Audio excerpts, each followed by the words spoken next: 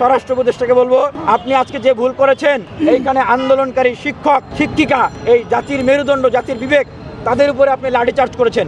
ঠিক যেভাবে আওয়ামী লীগের সময়ে একদম এডিসি হারুন গোলাম রুহানিরা আমাদের উপরে লাঠিচার্জ করতো, পশুর মতো মানুষ মনে করতো না, ঠিক সেইভাবে লাঠিচার্জ করেছেন। আপনি গ্রেনেড মেরেছেন, আপনি জল কামান দিয়ে তাদেরকে আহত করেছেন। শতাধিক তারা আহতরা বিভিন্ন জায়গায় রয়েছে। আপনি দ্রুত সময়ের ভিতরে আপনি ক্ষমা চাইবেন এই শিক্ষকদের কাছে। আমরা সরকারে যাব, সরকারে গেলে এই সমস্যাগুলো সমাধান করব। জানতে চাই যে এই নির্দেশনাটা কি আমাদের ইন্টারিম গভর্নমেন্টের স্বরাষ্ট্র উপদেষ্টা বা ইন্টারিম সরকার থেকে দেওয়া হয়েছে না অন্য কেউ দিয়েছে? কারণ এই যে বর্তমান সরকার, আমরা কিন্তু এই শাহবাগেই আন্দোলন করে জীবন দিয়েছি, রক্ত দিয়েছি, আহত হয়েছি, শহীদ হয়েছে আমাদের ভাইয়েরা। যারা আজকে আন্দোলন করছে তাদেরও সন্তান, তাদেরও ভাইয়েরা, তাদেরও কিন্তু আত্মীয় স্বজন শহীদ হয়েছে, আহত হয়েছে। এভাবে করেই কিন্তু এই অন্তর্বর্তীকালীন সরকার এসেছে। তাহলে এইভাবে যমুনা ইলেকট্রনিক্সের সুপার এক্সচেঞ্জ অফারে একের ভিতর 3 পুরনো বদলে নতুন নিন যমুনা ইলেকট্রনিক্স। যেখানে দায় এবং দরদের বাংলাদেশ আমরা প্রতিষ্ঠা করতে চাই, যেখানে তাদের উচিত ছিল একবারের জায়গায় শতবার হলেও তাদেরকে কাছে নিয়ে নেওয়া, বুকে জড়ায় ধরা। সেইটা না করে কেন তাদের উপরে বল প্রয়োগ করা হলো? এটা এই নির্দেশনাটা কোথা থেকে এসছে, কে দিয়েছে, এটা আমরা জানতে চাই। এটা আপনি আমাদেরকে জানাবেন। ঠিক আছে, ধন্যবাদ। এটা আমার এডি স্যার আছে, থানায় আছে, স্যারের সাথে গিয়ে কথা বলেন। না, আমরা গিয়ে কথা বলবো না, এইখানে আসতে হবে। স্যার আসলে কথা বলতে আপনি আসতে বলেন, নাহলে আপনাকে ঠিক আছে, ঠিক আছে, ঠিক আছে, স্যার আসুক। স্যারকে আমি বলতেছি স্যার আসুক, স্যার আপনি ওনাকে বলেন, নাহলে আপনাকে উত্তর দিতে হবে। যখন যেহেতু আপনি এখানে ফিল্ড আছে, স্যারকে আমি বলছি, আমাকে ফোনটা করার তো সময় দেবেন। স্যার আসুক, স্যার এসে কথা বলবেন। ভাই, বর্তমান পুলিশ জবাব দিবে। দাবি দেওয়া এদের কি আপনাদের কি একাত্মতা আছে? দেখেন, দাবি দেওয়ার সাথে একাত্মতা বলতে আপনাদেরকে বুঝতে হবে যে আমাদের বাংলাদেশের রাষ্ট্র কাঠামোটা কিভাবে চলছে। শুধুমাত্র এই ইবতেদায়ী শিক্ষকরাই নয়, বরঞ্চ এরকম অনেকগুলো জায়গা আছে যেই সমস্ত জায়গায় তাদের চাকরিগুলো জাতীয়করণ করা, তাদের গ্রেড বাড়িয়ে দেওয়া, তাদেরকে আরও অনেক সম্মাননী দেওয়া উচিত। কিন্তু আমাদের দেশের আর্থসামাজিক সীমাবদ্ধতার কারণে বিগত সরকার অনেক কিছুই করতে পারে নাই।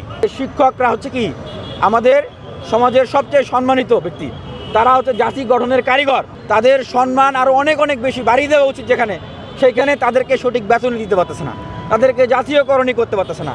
এইটা যারা রাষ্ট্র পরিচালনা করতেছেন তাদের তো দায়িত্ব, তাদের তো আরও ক্ষমা চাওয়া উচিত, মাপ চাওয়া উচিত যে বাবারা, এটা আপনাদের প্রাপ্য, আমরা দিতে পারতেছি না, হ্যাঁ আমাদেরকে মাপ করেন, আমরা চেষ্টা করতেছি, চেষ্টা করবো, আমাদের এই সীমাবদ্ধতা। এটা তো মাপ চাইয়ে তাদেরকে বলা উচিত, দুঃখ প্রকাশ করা উচিত তাদেরকে। এইখানে সেইটা না করে আজকে বল প্রয়োগ করলো।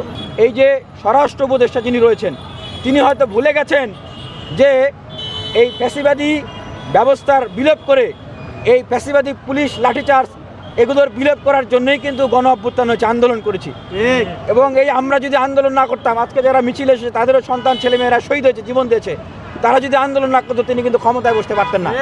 আমরা স্বরাষ্ট্র উপদেষ্টাকে বলবো, আপনি আজকে যে ভুল করেছেন, এইখানে আন্দোলনকারী শিক্ষক শিক্ষিকা, এই জাতির মেরুদণ্ড, জাতির বিবেক, তাদের উপরে আপনি লাঠিচার্জ করেছেন। ঠিক যেভাবে আওয়ামী লীগের সময়ে একদম এডিসি হারুন গোলাম রুহানিরা আমাদের উপরে লাঠিচার্জ করতো, পশুর মতো মানুষ মনে করতো না, ঠিক সেইভাবে লাঠিচার্জ করেছেন। আপনি গ্রেনেড মেরেছেন, আপনি জল কামান দিয়ে তাদেরকে আহত করেছেন। শতাধিক তারা আহতরা বিভিন্ন জায়গায় রয়েছে। আপনি দ্রুত সময়ের ভিতরে আপনি ক্ষমা চাইবেন এই শিক্ষকদের কাছে। আবারও বলছি, স্বরাষ্ট্রমন্ত্রী, আপনি তাদের কাছে ক্ষমা চান, এইখানে আসেন, হাসপাতালে যান, ক্ষমা চান, মাপ চান। আর সেটা যদি না চান, আমরা বুঝবো যে এই ফ্যাসিবাদী ভূত আপনাদের মাথায় চেপে বসেছে। আপনার মতো স্বরাষ্ট্রমন্ত্রী আমাদের দরকার নাই। এবং শিক্ষামন্ত্রীকে বলবো যে যেইখানে দায় এবং দরদের বাংলাদেশের চিন্তা করে এই শিক্ষকদেরকে বারবার বুকে টেনে নিয়ে তাদের সমস্যার কথা শোনা দরকার ছিল আপনাদের। তা এই সমস্যার সমাধান করার উচিত ছিল। আপনাদের সীমাবদ্ধতা থাকলে আপনাদেরকে বারবার ডেকে এটা বোঝানোর উচিত ছিল, সেইটা না করে আপনারা বল প্রয়োগ করলেন। এইখানে আসেন, শিক্ষকদের পা ধরে মাপ চান, তাদেরকে বলেন ভুল হয়ে গেছে, আমাদেরকে মাপ করেন। এবং কি সীমাবদ্ধতার কারণে আপনারা করতে পারতেছেন না, যুক্তিসঙ্গত থাকলে সেটা তাদেরকে বুঝান। শিক্ষকদের যে দাবি, এটা শতভাগ যৌক্তিক, এটা শতভাগ যৌক্তিক। আমরা এটা বলি যে এই সমস্যাগুলোর সমাধান আমরা করব। আমরা সরকারে যাব, সরকারে গেলে এই সমস্যাগুলো সমাধান করব। আর অন্তর্বর্তীকালীন সরকার তারা যদি এইভাবে এই সমস্ত কার্যকলাপ করতে থাকে, ফ্যাসিবাদী কায়দায় এই সমস্ত আন্দোলন, ন্যায্য যৌক্তিক আন্দোলনকে দমন পীড়ন করতে থাকে, আমরা মনে করি যে তাহলে তারাও আর বেশি দিন ক্ষমতায় থাকতে পারবে না।